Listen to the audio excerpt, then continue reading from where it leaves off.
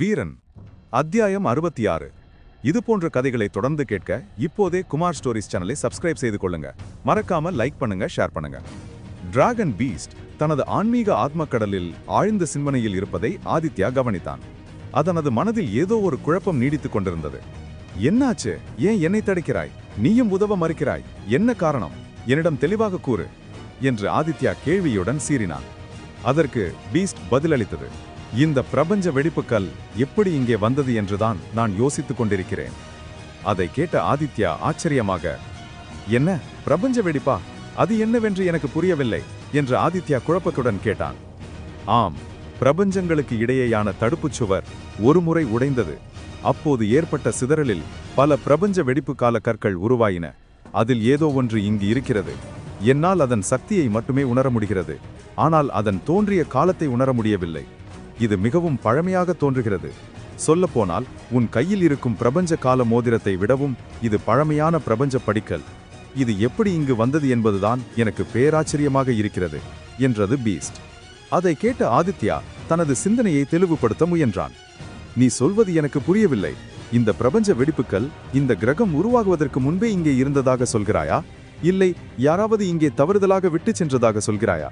நீ என்ன சொல்ல வருகிறாய்? அதற்கு டிராகன் பீஸ்ட் உறுதியான குரலில், கண்டிப்பாக இந்த கல்லை யாரும் இங்கே தவறுவிட்டு இருக்க மாட்டார்கள் என்றது. என்ன, உன்னால் இதை உறுதியாக சொல்ல முடியுமா என்றான்.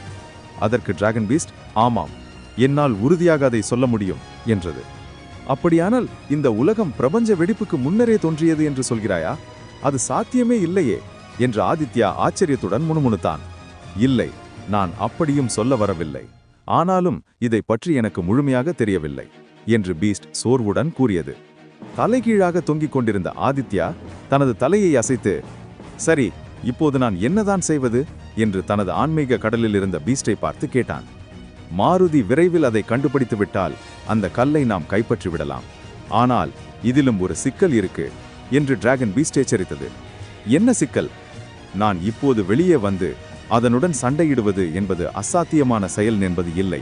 ஏனென்றால் அந்த வேர்களிலிருந்து வெளிவரும் நச்சுவாயு என்னையும் மயக்கமடைய செய்துவிடும். என்னுடைய சக்தி அந்த வேர்களை எதிர்த்து போராடும் அளவிற்கு தற்சமயம் இல்லை. மாருதி ஒரு ஆன்மீக ஆத்ம சக்தி. ஒருவேளை மாருதி அந்த வேர்களின் கண்களில் பட்டால் அதன் சக்திகளை அந்த அழிவுண்ணிகள் உரித்து கொள்ளும். அதனால்தான் உனக்கு சண்டையில் எங்களால் உதவ முடியாது. நீதான் இங்கிருந்து தப்பிக்க சண்டையிட வேண்டும் என்றது பீஸ்ட். ஆதித்யா கோபத்துடன் தன் கைக்கட்டுகளை இறுக்கினான். என்ன சொல்ல வருகிறாய்? இந்த இக்கட்டான ஆபத்தான சூழ்நிலையில் நான் மாட்டிக்கொண்டிருக்கிறேன். இப்போது என்னால் உதவ முடியாது என்று நீ சொல்கிறாயா? எப்படி? அதற்கு டிராகன் பீஸ்ட் வெறுமனே ஒரு பெருமூச்சு விட்டது. ஆதித்யாவின் நிலைமையை புரிந்து கொள்ள முயன்றது. ஆதித்யா, நிலைமையை புரிந்து கொள். இது சாதாரண ஒட்டுண்ணி என்றுதான் நானும் எண்ணிருந்தேன். ஆனால் அந்த பிரபஞ்ச வெடிப்பு காலக்கல் இங்கு இருப்பதை உணர்ந்த பிறகு என்னால் எதுவுமே செய்ய முடியாது. அடச்ச, உன்னால முடியாது என்றால் என்று கோபமடைந்த ஆதித்யா ஒரு பெருமூச்சு இழுத்து விட்டான். இப்போது ஆதித்யாவின் மனதில் ஒரு தெளிவு பிறந்தது. அப்படியானால் நான் இந்த முறை தனித்துதான் சண்டை போட வேண்டுமா?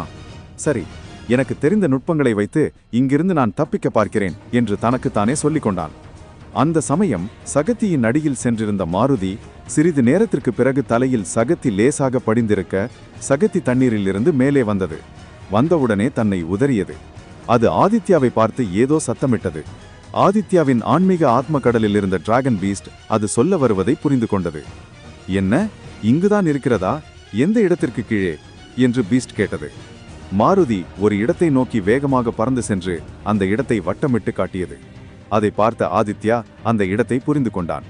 உடனே டிராகன் பீஸ்ட் அவசரமாக கூறியது, சரி ஆதித்யா, இப்போது நீ விரைவாக செயல்படு. இந்த சிறையிலிருந்து வெளியேறே உடனே அந்த கல்லை நோக்கி செல். எப்படியாவது அந்த பிரபஞ்ச கால கல்லை கைப்பற்று. ஒன்று நினைவில் வைத்துக்கொள், அந்த கல்லை உன் கைகள் எக்காரணத்தை கொண்டும் தொட்டு விடாதே. ஒருவேளை நீ இதில் தோற்றால் உன் உயிர் மட்டுமல்ல, இந்த உலகமே சிறிது சிறிதாக அழிக்கப்பட்டுவிடும். இங்கு எப்படி இந்த இடம் ஒட்டுண்ணி அரக்கனுக்கு ஏற்றபடி மாறியதோ அதேபோல் இந்த உலகத்தையே மொட்டுமொட்டமாக மாற்றிவிடும். அது இப்போது இருக்கும் நிலையில் நாம் அழிக்க தவறிவிட்டால் அது மிகப்பெரிய எல்லையற்ற அரக்கனாக மாறிவிடும். ஆகையால் இப்போதே இதை அழிக்க முயற்சி செய். சரி என்று ஆதித்யா தனது ஆன்மீக ஆத்ம கடலில் டிராகன் பீஸ்டிடம் சொல்லிவிட்டு தன் கைகளை இறுக்கமாக மூடினான். பிறகு தன் கண்களை திறந்து, ஆன்மீக ஆத்ம சக்தி ஊடுருவும் கண்கள் என்று கர்ஜித்தான். இப்போது அவன் கண்களில் தங்க நிற ஒளி மின்னியது. அந்த இடமே அவனுக்கு தெளிவாக தெரியத் தொடங்கியது. அவன் அந்த சகத்தியன் தலைகீழாகவே உற்று பார்த்தான். அங்கு கீழே தூரத்தில் கிட்டத்தட்ட 100 மீட்டர் ஆழத்தில் ஒரு விசித்திரமான நீல நிற பளிங்கு போல படிக்கல் இருந்தது. அந்த கல் பார்ப்பதற்கு சிறிய பளிங்கு போலவும் நீல நிறத்தில் மின்னக்கூடியதாகவும் உள்ளே நட்சத்திரங்கள் இருப்பது போலவும் மிகவும் அழகாக இருந்தது. அதை பார்த்த ஆதித்யா ஒரு கணம் வியந்து போய், இவ்வளவு அழகான பொக்கிஷம் வாய்ந்த ஒரு பொருள் இப்படிப்பட்ட அசிங்கமான சகதியில் இருப்பதுதான் எனக்கு வருத்தத்தை அளிக்கிறது என்று முணுமுணுத்தான். பிறகு அவன் தன் கண்களை மூடி தனது வலது கையை இடதுபுறம் நீட்டி, கடவுளை கொல்லும் ஆயுதம் வரட்டும் என்று ஆக்ரோஷமாக கூறினான். திடீரென அவனது மார்பு பகுதியிலிருந்து கடவுளை கொல்லும் ஆயுதம், அதாவது ஈட்டி, சீறி வெளிவந்தது. அதை பிடித்தவன் தன் கால்களை கட்டியிருந்த வேரின் பிணைப்பை வேகமாக வெட்டிவிட்டு தரையில் குதித்தான். தன் வேரை வெட்டியதை உணர்ந்த அந்த மர அரக்கன் உடனே தான் வைத்திருந்த அனைத்து வேர்களையும் அந்த கூண்டு போன்ற பகுதிக்குள் அனுப்பியது.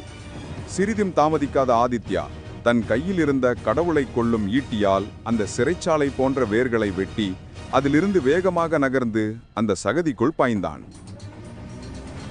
அவன் கையில் இருந்த ஈட்டியின் முனை திடீரென சுழலத் தொடங்கியது.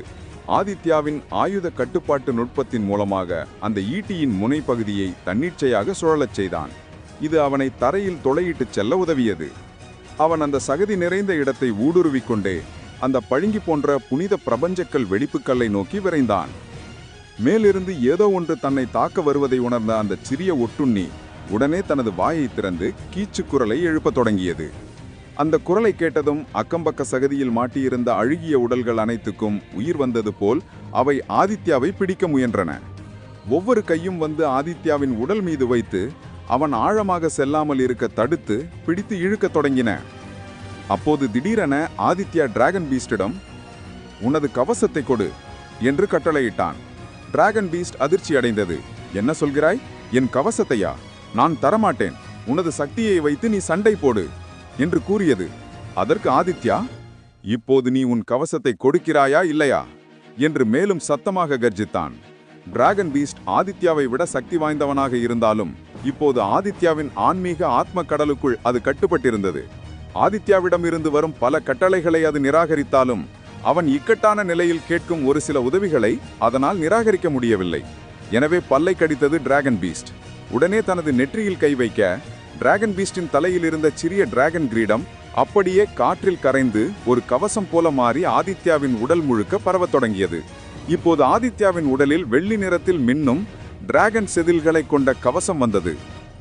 அந்த கவசத்தின் மீது கையை வைத்த அந்த இறந்த அழுகிய உயிரினங்கள் அனைத்தின் கைகளும் எரியத் தொடங்கின.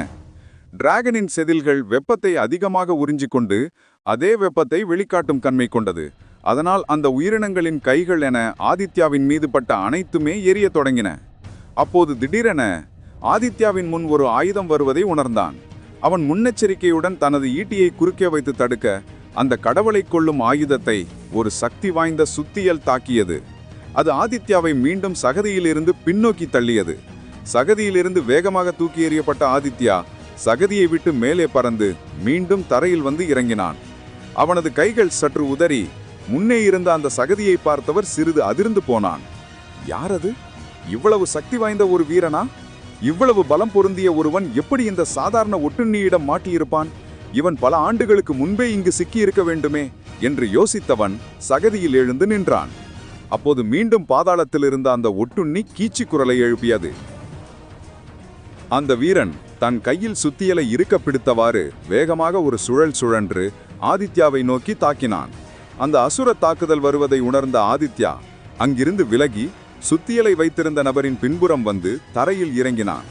ஆதித்யன் நின்ற இடத்தை சுத்தியலால் குத்திய அந்த அரக்கன் மீண்டும் தன் சுத்தியலை எடுத்து ஆதித்யாவை தாக்கத் தொடங்கினான். இடது வலது என்று அவன் ஓங்கி தாக்க ஆதித்யா தனது ஈட்டியின் நடுப்பகுதியை வைத்து தடுத்து கொண்டிருந்தான்.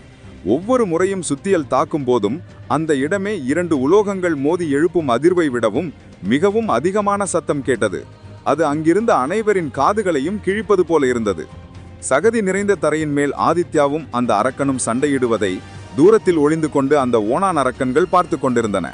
அவர்களுள் ஒருவன் கண்களை அகலத்திருந்து பிரமிப்புடன், அவன் கையில் இருக்கும் சுத்தியலை பார், இவர் பிரதர்சன் தானே, நமது படைத்தளபதி தானே, இவர் எப்படி இங்கு வந்தார் இவர் இறந்து விட்டாரா என்று பதற்றத்துடன் கூறினான். ஆதித்யா அந்த தாக்குதலில் இருந்து தன்னை தற்காத்துக் கொண்டே இருந்தான். எதிர்த்து தாக்க முடியவில்லை. ஏனென்றால் ஆதித்யாவை விடவும் வந்த இறந்த நிலையில் இருந்த மனிதனின் சக்தி பலமாக இருந்தது. என்ன இவன் இவ்வளவு சக்தி வாய்ந்தவனாக இருக்கிறான்? இந்த ஆயுதம், இந்த நுட்பம், பயிற்சி, இதை பற்றி நான் இதற்கு முன் கேள்விப்பட்டதில்லையே என்று அவன் தனது நினைவாற்றலை ஒருமுறை அலசினான். இது தட்சகணையின் ஆற்றலையும் கடந்த ஒரு குறுக்கிடப்படாத இனத்தின் நுட்பம். இந்த இனம் எந்த இனத்தின் நுட்பம் என்று யோசித்துக் கொண்டிருக்கும் போதே அவன் ஒரு பலமான அடி வாங்கியதில் பறந்து சென்று சகதி நிறைந்த தரையில் விழுந்தான். விழுந்த வேகத்தில் வாயிலிருந்து இரத்தத்தை துப்பினான். அப்போது அந்த 2 ஓணான் அரக்கர்களும், பிரபு, வந்துவிடுங்கள், இங்கே வந்துவிடுங்கள், அவரை வெல்வது கடினம் என்று சகதி அல்லாத பகுதியில் நின்றவாறு கத்தினர். ஆதித்யா திரும்பி அந்த 2 அரக்கர்களை பார்த்தான். அவர்களது கூக்குரலில் இருந்த பயத்தையும் உண்மையையும் ஆதித்யாவுக்கு புரிந்தது.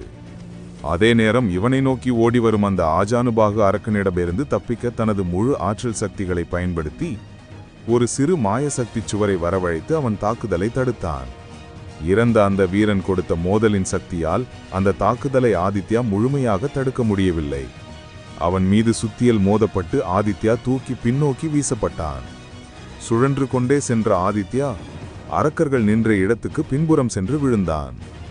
அவன் உடலில் பலத்த காயம் ஏற்பட்டிருந்தது. அப்போது டிராகன் பீஸ்ட் ஆதித்யாவிடம், பின்வாங்கு, பொறுமையாக இரு என்று மட்டுமே கூறியது. ஆதித்யா வெளியே விழுந்த அடுத்த கணம் தரைப்பகுதியில் டிராகன் பீஸ்ட் வந்து நின்றது. அது அந்த குழந்தை உருவத்தில் நின்றிருந்தாலும் அதன் கையில் ஒரு சிவப்பு கத்தியுடன் ஆதித்யாவை காப்பது போல் உறுதியாக நின்றது. அந்த அரக்கன் இருக்கும் பிரபஞ்ச வெடிப்பு காலசக்தியின் எல்லை கூட அது செல்லவில்லை. அந்த சகதி நிறைந்த இடத்தில்தான் அந்த சக்தி அதிகமாக இருந்தது. அதனால் அது தனது இருப்பை காட்டிக்கொள்ளாமல் சகதி இல்லாத இடத்தில் நின்றது. அந்த 2 அரக்கர்களும் ஆதித்யாவிடம் வேகமாக ஓடிச் சென்றனர். பிரபு, பிரபு, பொறுமையாக இருங்கள். அவரை எதிர்த்து போராடுவது என்பது சாத்தியமற்றது. அவர் தளபதி பிரதர்சன். எனது நகரில்தான் தளபதியாக இருந்தார். இங்கு எப்படி வந்தார் என்று தெரியவில்லை என்று கூறினான்.